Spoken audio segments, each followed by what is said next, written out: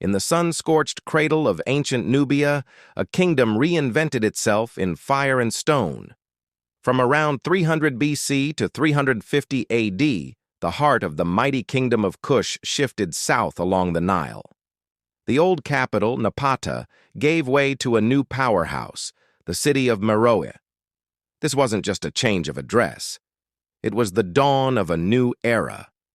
Meroë became a thriving metropolis, a bustling center of industry, a city of towering pyramids, and the seat of power for legendary queens known as Kandakes. This was Africa's Iron Age, and its secrets were forged in flame. But what ancient alchemy, what mix of culture, technology, and sheer will powered its extraordinary rise? As Egyptian influence to the north began to wane, the Kushites looked inward and southward. They established Meroë in a strategic location, nestled between the Nile and the Atbara rivers in what is now modern-day northern Sudan. This land held a treasure far more valuable than gold, immense deposits of iron ore. The people of Meroë became master metallurgists, harnessing this resource with unparalleled skill. Their forges roared day and night, smelting iron that was transformed into durable tools for farming, powerful weapons for their armies, and intricate works of art. This industrial might fueled a vast trade network, sending Meroitic iron goods across Africa and beyond, bringing immense wealth and military strength back to the kingdom. But Meroë's identity wasn't just forged in iron, it was carved in stone. The landscape around the city became a necropolis unlike any other. Over 200 pyramids rose from the desert sands. These weren't copies of their Egyptian neighbors. They were uniquely Meroitic, with steep, narrow sides and distinct architectural styles. These tombs were the final resting places for Kushite royalty, pharaohs, and queens who reigned over this powerful empire. Their walls were adorned with rich reliefs and inscriptions written in the Meroitic script, a unique alphabetic language that, to this day, remains only partially deciphered. Each symbol is a whisper from the past, holding stories and secrets we are still struggling to fully understand. Imagine the knowledge locked away in these stone libraries, a tantalizing puzzle for modern linguists.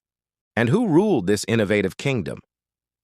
Among its most formidable leaders were the Kandakes, a dynasty of warrior queens who wielded absolute power. These were not mere consorts or regents. They were rulers in their own right, leading armies, managing the state, and commissioning grand construction projects. Perhaps the most famous of these powerful women was Kandake Amanirenas. She ruled during the 1st century BC and is remembered for her fierce defiance against the might of the Roman Empire. In 24 BC, she led her armies in a daring raid against Roman-controlled Egypt, pushing back the legions of Emperor Augustus, and, in a legendary act of defiance, capturing a bronze head from a statue of the emperor himself, which she reportedly buried beneath the threshold of a temple in Meroë, so that all who entered would symbolically tread upon her enemy. These Kandakes were the embodiment of Meroitic strength and spirit. The city of Meroë was a true hub of innovation, a place where industry, culture, and power intersected. Its iron exports connected it to a wider world, from the Roman Empire to the kingdoms of sub-Saharan Africa. The smoke from its smelters was a sign of prosperity, its pyramids a testament to its faith and power. Yet, like all great empires, the Meroitic Age eventually came to an end.